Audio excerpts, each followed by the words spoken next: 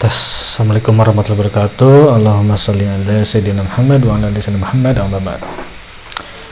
Oke bro,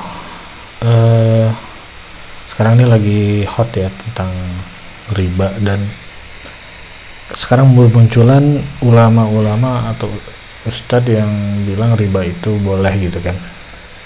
Oke, yang pertama ya, riba itu udah jelas-jelas diharamkan ya, dan itu tidak terbantahkan lagi karena statement itu ada langsung dalam Al-Quran ya, tepatnya di Al-Baqarah ayat 279. Jadi tidak usah kita cari-cari pembenaran dengan cara dipelintir atau dicari hadis doif yang mana jadi seolah-olah pengharaman riba itu doif.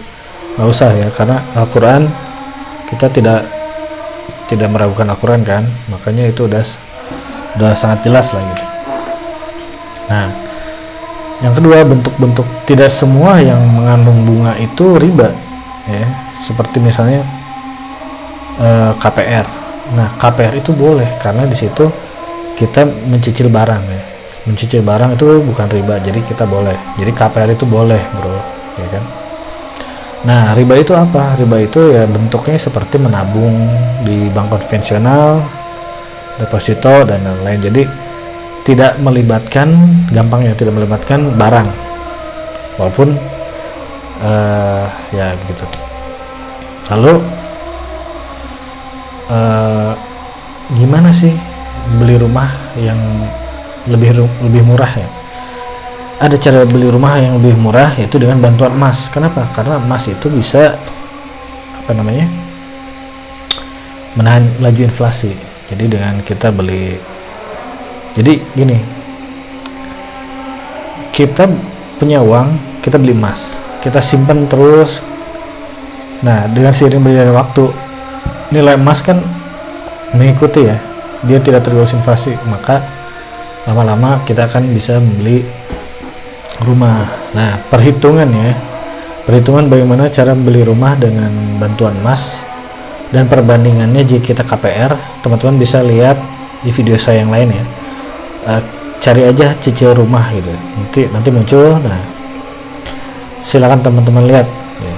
Jadi teman-teman bisa pakai KPR, bisa KPR itu halal ya, halal berdasarkan fatwa dari Mekah sana, itu halal.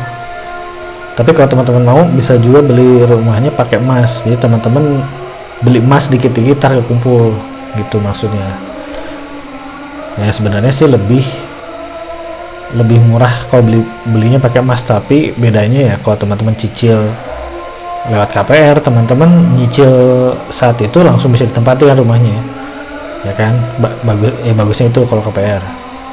Nah, enggak ya, kalau bagusnya pakai emas adalah teman-teman memang menunggu dulu uangnya, emasnya kekumpul, baru beli rumah ya, tapi jatuhnya sebenarnya itu lebih murah.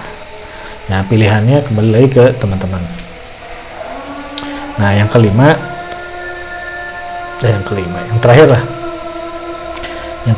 Allah dan Rasulnya itu memerangi riba itu sangat keras ya teman-teman.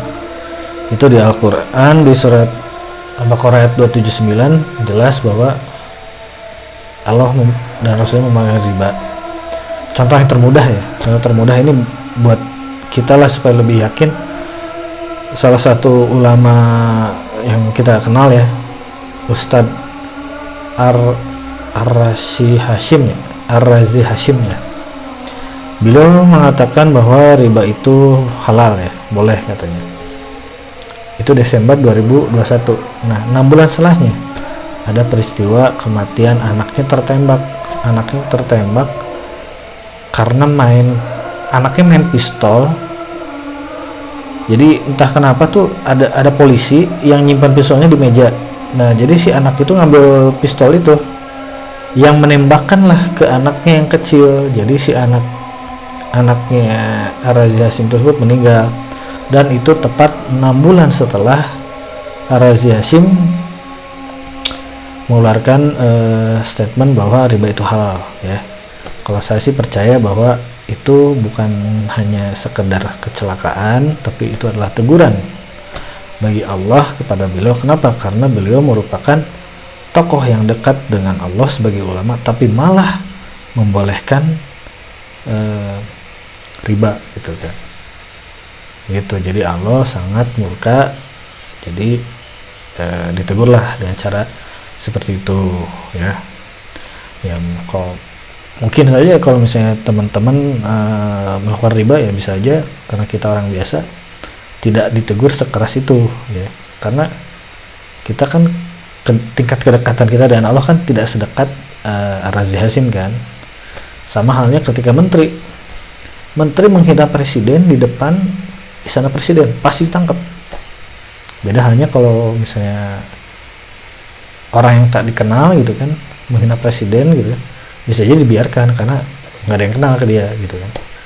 Tapi kalau menteri karena orang dekat pasti langsung ditangkap. Sama seperti itu. Jadi Ar-Razi Hasim seorang yang ulama yang dekat dengan Allah dan tahu banyak hukum-hukum tentang riba malah membolehkan riba. Jadi teguran terhadap beliau cukup keras melalui kematian anaknya. Wallahu a'lam. Itu aja saya ingin menyampaikan supaya kita memiliki keyakinan gitu bahwa hal itu nyata dan